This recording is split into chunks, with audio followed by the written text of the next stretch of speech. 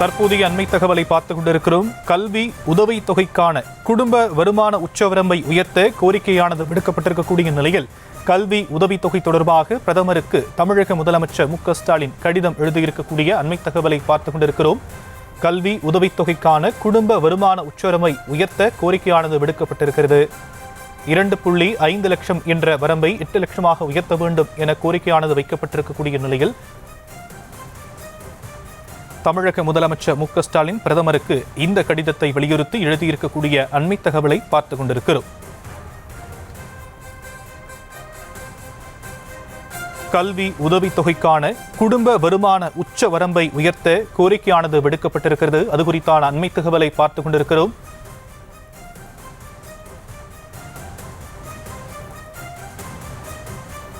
கல்வி உதவித்தொகைக்கான குடும்ப வருமான உச்ச வரம்பை உயர்த்த கோரிக்கையானது விடுக்கப்பட்டிருக்கிறது. 2.50 லட்சம் என்ற வரம்பை 8 லட்சம் ரூபாயாக உயர்த்தி நிர்ணயிக்க வலியுறுத்தி பிரதமர் மோடிக்கு தமிழக முதலமைச்சர் மு.க.ஸ்டாலின் கடிதம் எழுதியிருக்கிறார். ஆதிதிராவிடர், பழங்குடியினர், ஓபிசி மாணவர்களுக்கான கல்வி உதவித்தொகையை உயர்த்தி வழங்க வேண்டும் என பிரதமருக்கு அவர் கடிதம் வாயிலாக வலியுறுத்தி இருக்கக்கூடிய அண்மை தகவலை பார்த்துக் கொண்டிருக்கிறோம். கல்வி உதவித்தொகைக்கான குடும்ப வருமான உச்சவரம்பை உயர்த்த வேண்டும் என கோரிக்கை விடுக்கப்பட்டிருக்கிறது.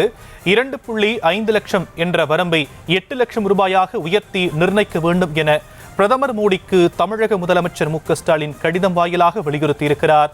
ஆதிதிராவிடர், பழங்குடியினர், ஓபிசி மாணவர்களுக்கான கல்வி உதவித்தொகை உயர்த்த வேண்டும் எனவும் போஸ்ட் மெட்ரிக், ப்ரீ மெட்ரிக் கல்வி உதவித்தொகை திட்டத்திற்காக கடிதம் எழுதப்பட்டிருப்பதாக தகவல் வெளியாகியிருக்கிறது.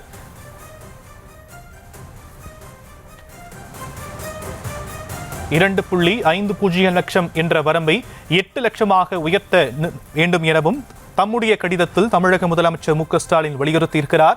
அது குறித்தான அண்மை தகவலை பார்த்துக் கொண்டிருக்கிறோம். விரிவான விவரங்களை செய்தியாளர் பாரி கார்த்திக் வழங்க நாம் கேட்கலாம். பாரி கார்த்திக், பிரதமருக்கு எழுதப்பட்டிருக்கக்கூடிய கடிதத்தில் என்னென்ன விஷயங்களை தமிழக முதலமைச்சர் குறிப்பிட்டிருக்கிறார்?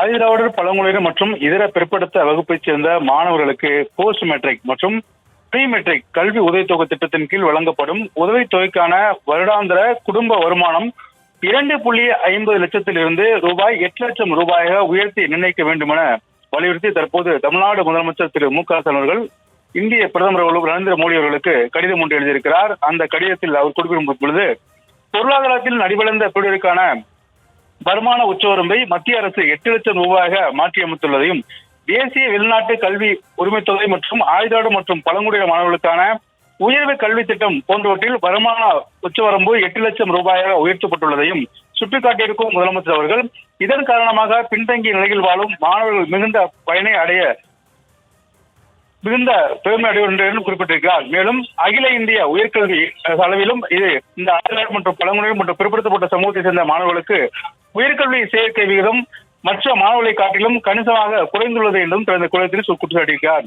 எனவே இதன் அடிப்படையில் ஒட்டுமொத்த உயர்கல்வி சேர்க்கை விகிதம் வெகுவாக குறைந்துள்ளது என்றும் கோடிட்டு காட்டியிருக்கும் அவர், இந்த நிலையில்தான் இதை கருத்தில் கொண்டு உயர்கல்வி நிறுவனங்கள் அதிக எண்ணிக்கையில் சேர்வதற்கு தேவையான வசதிகளை மற்றும் மிகவும் அவசியமாக இருக்கிறது என்றும் தனது கடிதத்தில் குறிப்பிட்டிருக்கிறார். மெட்ரிக் படிப்பிற்கு முந்தைய அந்த மெட்ரிக் பிந்தைய படிப்பிற்கும் என ஆயுதாடு மற்றும் பழங்குடியின இந்த வகுப்பைச் சேர்ந்த மாணவர்களுக்கு சேர்க்கை அதிகரிக்கும், இது பயனுள்ளதாக அமையிருக்கும் என்ற முதலமைச்சர் அவர்கள் ஆயுதாடு மற்றும் பழங்குடியினர் உள்ளிட்ட மற்றும் பிற்படுத்தப்பட்ட வகுப்பைச் சேர்ந்த மாணவர்களுக்கு போஸ்ட் மெட்ரிக் மற்றும் ப்ரீ மெட்ரிக் கல்வி உதவித்தொகையினை 2.50 லட்சம் ரூபாயிலிருந்து 8 லட்சம் ரூபாயாக உயர்த்தி வழங்க வேண்டும் என்றும் தற்போது பிரதமர் மோடி அவர்களுக்கு தமிழ்நாடு முதலமைச்சர் ஸ்டாலின் அவர்கள் கடிதம் எழுதியிருக்கிறார்.